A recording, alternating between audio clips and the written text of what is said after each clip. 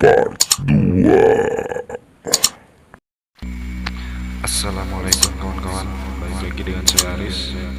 Semoga kalian yang mendengarkan atau yang menonton video ini dilancarkan segala rezekinya dan dimudahkan segala urusan-urusan.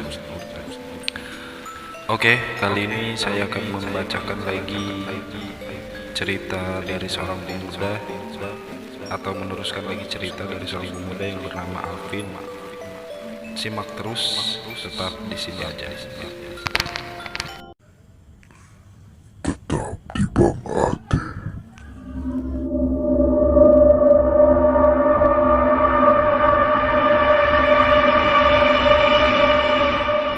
Saat aku menonton kartun di televisi, aku mendengar ibu berteriak.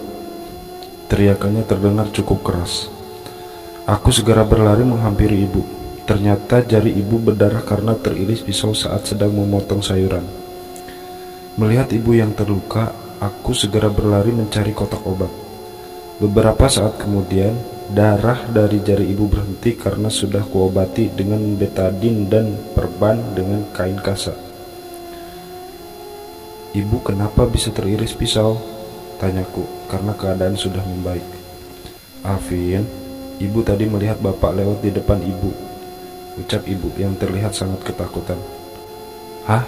Bapak? Bagaimana mungkin bapak yang sedang bekerja bisa ada di rumah sekarang? Lalu siapa dia yang lewat di depan ibu?" Begitulah pikiranku.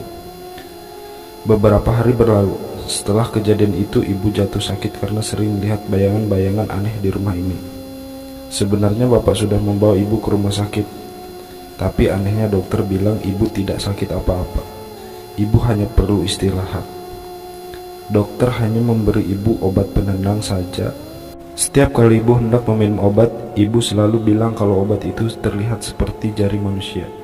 Beberapa kali kuyakinkan ibu kalau itu hanya sebuah obat, tapi nihil, ibu selalu saja bilang kalau itu jari manusia. Tidak ada yang bisa kulakukan lagi untuk menolong ibu. Setiap hari kondisi ibu semakin memburuk. Kini dia kehilangan akal sehatnya. Ibu mulai berhalusinasi tentang makhluk-makhluk yang sering dijumpainya. Ibu mulai berbicara sendiri. Ibu benar-benar sudah kehilangan kesadarannya.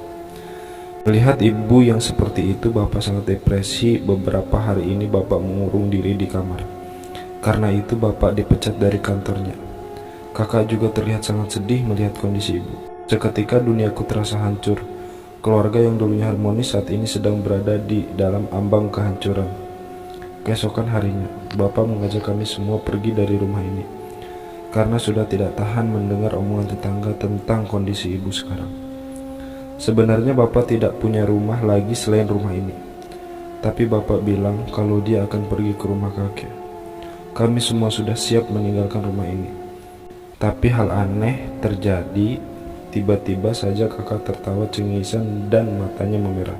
Hal pertama yang kusadari, kakak kerasukan hantu rumah ini. Karena akhir-akhir ini kakak sering kerasukan.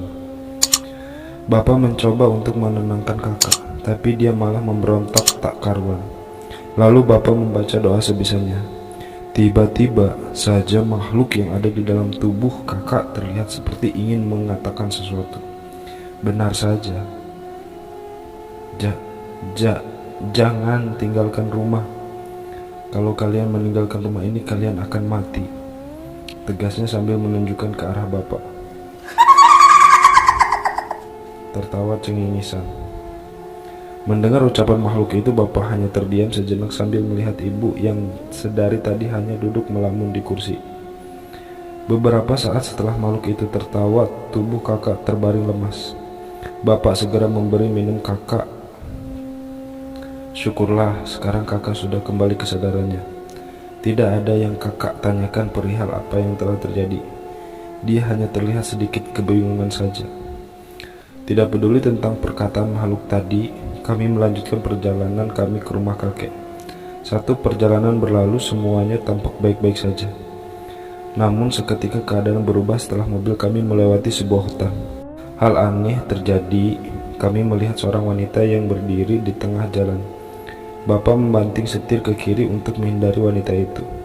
Tapi nasib malang menimpa kami dari arah yang berlawanan. Mobil truk dengan kecepatan tinggi menghantam mobil kami.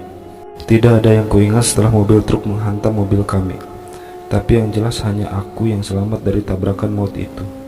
Meskipun aku harus mengalami koma selama 1 minggu. Sekarang aku tidak punya keluarga lagi. Ibu, bapak, dan kakak semuanya telah pergi meninggalkanku.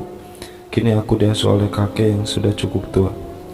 1 bulan berlalu setelah kejadian maut itu, aku sudah mulai bisa menerima kenyataan. Tapi, ada satu hal yang membuatku risih karena kakek mengajakku kembali ke rumah terkutuk itu. Sebenarnya aku ingin tinggal di rumah kakek, tapi kakek bilang dia ingin mencari tahu penyebab gangguan dari rumahku. Tidak ada yang bisa kulakukan selain menuruti keinginannya. 1 minggu sudah kami tinggal di rumah ini, kejadian aneh mulai bermunculan. Seperti ada yang aneh dari penglihatanku. Aku sering melihat hantu-hantu yang mengerikan dari balik jendela, pintu, kolong tempat tidur, dari sudut ruangan. Dimanapun aku berada, pasti selalu melihat keberadaan mereka.